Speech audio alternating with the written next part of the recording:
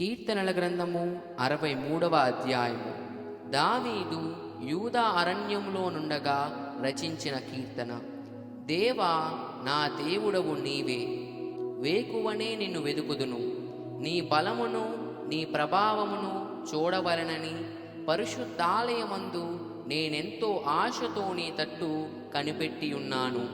నీళ్లు లేక ఎండియున్న దేశమందు నా ప్రాణము నీ కొరకు తృష్ణగొనియున్నది. నీ మీది ఆశ చేత నిన్ను చూడవలనని నా శరీరము కృషించుచున్నది. నీ కృప జీవము కంటే ఉత్తమము.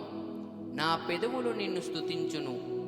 నా మంచము మీద నిన్ను జ్ఞాపకము చేసుకొని రాత్రి జాములయందు నిన్ను ధ్యానించునప్పుడు క్రొవ్వు మెదడు నాకు దొరుకునట్లుగా నా ప్రాణము తృప్తి పొందుచున్నది. ఉత్సహించు పెదవులతో నా నోరు నిన్ను గూర్చి గానము చేయుచున్నది. కాగా నా జీవిత కాలమంతయు నేనిలాగున నిన్ను స్తుతించెదను. నీ నామమును బట్టి నా చేతులెత్తెదను. నీవు నాకు సహాయకుడువై ఉంటివి. నీ రెక్కల చాటున శరణుజొచ్చి ఉత్సాహధ్వని చేసెదను. నా ప్రాణము నిన్ను అంటి వెంబడించుచున్నది. నీ కుడిచెయ్య నన్ను ఆదుకొనుచున్నది. నా ప్రాణమును నశింపజేయవలనని వారు దాని వెదుకుచున్నారు. వారు భూమి క్రింద చోట్లకు దిగిపోవుదురు. బలమైన ఖడ్గమునకు అప్పగింపబడుదురు. నక్కల పాలగుదురు.